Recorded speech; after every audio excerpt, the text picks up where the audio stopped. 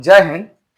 आज हम सीखेंगे मैथमेटिक्स क्लास में अभाज्य संख्या क्या होता है, भाज्य संख्या क्या होता है, अभाज्य संख्या क्या होता है और जुड़वा अभाज्य संख्या क्या होता है। तो हम बारी बारी से सीखेंगे। तो पहले हम सीखते हैं कि अभाज्य संख्या क्या होता है, उसके बाद हम सीखेंगे भाज्य संख्या, अभाज्य संख्या और जुड़वा अभाज्य संख्या।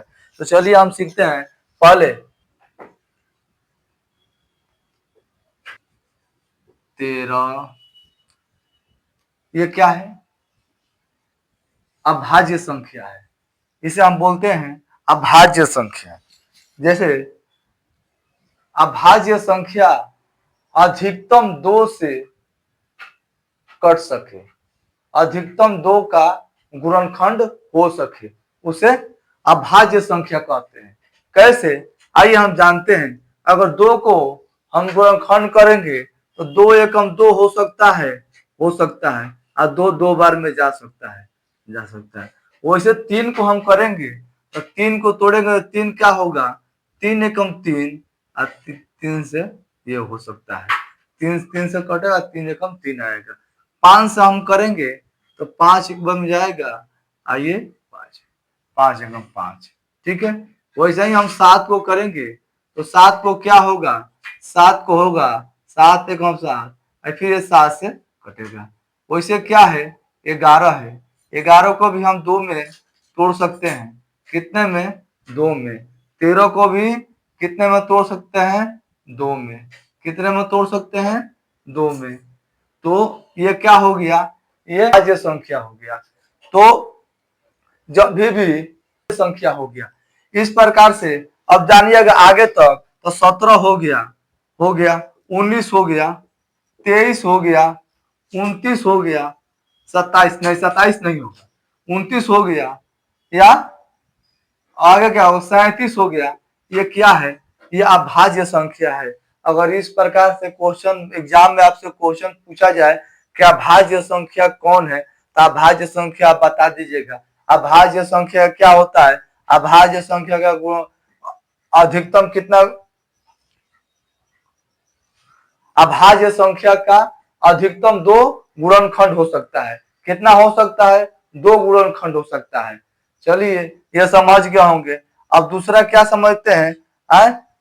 भाज्य संख्या क्या होता है? भाज्य संख्या देखेंगे उसका 2 से ज्यादा कटना चाहिए, 2 से ज्यादा गुणनखंड होना चाहिए, उसे क्या कहते हैं? भाज्य संख्या कहते हैं। कैसे? आइए 4 हो गया, और क्या हो गया?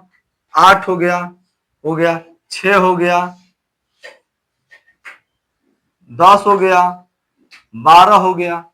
ये क्या है? ये भाज्य संख्या है। कैसे? 4, इसको देखिए कितना में जाएगा? 4 एकम 4, 2 दूना 4, 4 एकम 4 से ही जाएगा। ये कितना जाएगा? 1 से भी जाएगा, ये 2 से भी जाएगा, ये 4 से भी जाएगा, ये 8 से भी जाएगा। कितना होगा? ये 1 से भी जाएगा, 2 से भी जाएगा, 3 से भी जाएगा, जा रहा है। उसी तरह ये है, ये 1 से भी जाएगा, 5 से भी जाएगा, और किससे भी जाएगा? 2 से भी जाएगा।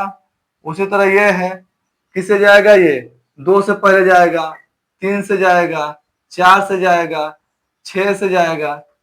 ये क्या हो रहा है? ये भाज्य संख्या है। ये इस प्रकार का है, भाज्य संख्या है। एग्जाम में कभी कभी क्वेश्चन ये पूछा जाता है कि पहला भाज्य संख्या क्या है? पहला भाज्य संख्या क्या है?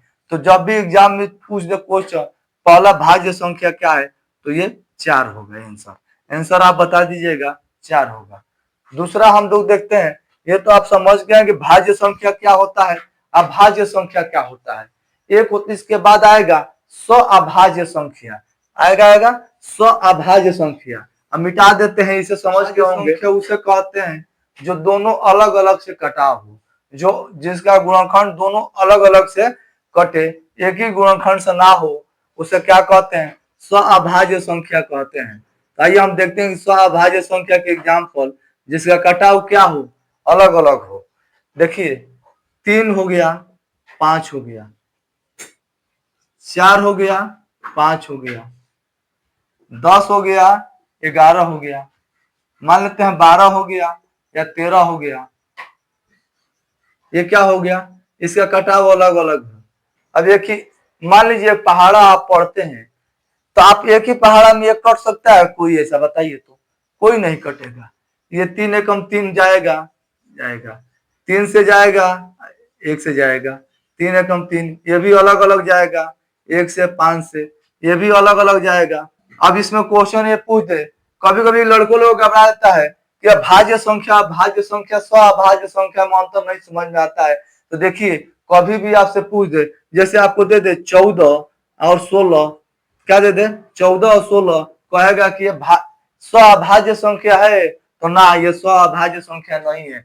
क्यों, ये 7 से भी जाएगा, 2 7 14, 2 8 16, 2 के पहाड़ा में दोनों आ रहा है ना, आ रहा है, एक ही से कट रहा है, तो कट रहा है, तो क्या होगा, ये स्वअभाज्य संख्या नहीं है, ये भाज्य संख्या में आ जाएगा, स्वअभाज्य संख्या में नहीं आएगा।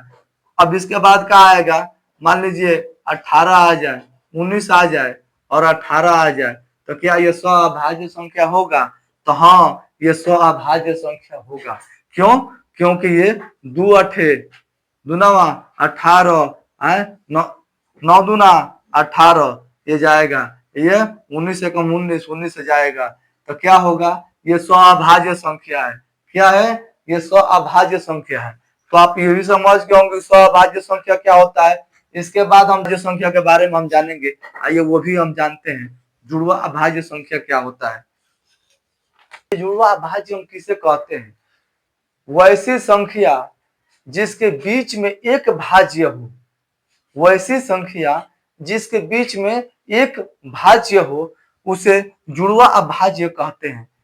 कैसे, जैसे आ गया 3 हो गया, 4 हो गया, 5 हो गया, तो हमने क्या बोला है, वैसी संख्या जिसके बीच में एक भाज्य हो उसे जुड़वा भाज्य कहते हैं। अब इसके बीच में क्या है, 4 है, तो 4 क्या अब भाज्य संख्या है, तो हाँ 4 भाज्य संख्या है, तो ये क्या हो गया, ये जुड़वा भाज्य संख्या हो गया।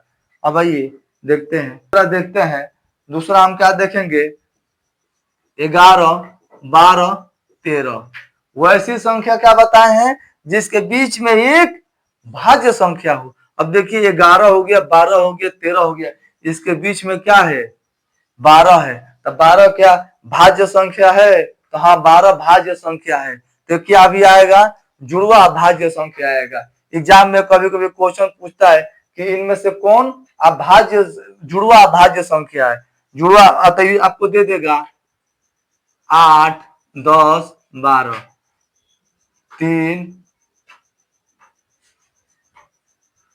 17 18 19, पहला ऑप्शन आपको ये दे दिया, दूसरा ऑप्शन ये दिया, तीसरा ऑप्शन में दे दे कोई को जब क्वेश्चन पूछ दे कि इनमें से कौन सा जुड़वा अभाज्य संख्या है, इनमें से कौन सा जुड़वा अभाज्य संख्या है, तो अब बताइए इनमें से कौन सा जुड़वा अभाज्य संख्या होगा, ये 1 नंबर होगा। ये देखिए तो कितना में ये भी कट रहा है, ये भी कट रहा है, ये भी कट रहा है, 2 नंबर देखिए, 2 नंबर होगा 17 18 19, हाँ 2 नंबर क्या है, जुड़वा अभाज्य संख्या है, तो आंसर आपका 2 होगा। 17 देखिए 17 नहीं जाएगा, ये क्या है, ये आपका 18 क्या है, 18 अभाज्य संख्या, भाज्य संख्या क्या है, 18 भाज्य संख्या है, तो इसीलिए क्या होगा, वो ऐसी संख्या जिसके बीच में एक भाज्य संख्या हो उसे जुड़वा अभाज्य संख्या कहते हैं। तो ये आंसर आपका ये होगा। जय हिंद।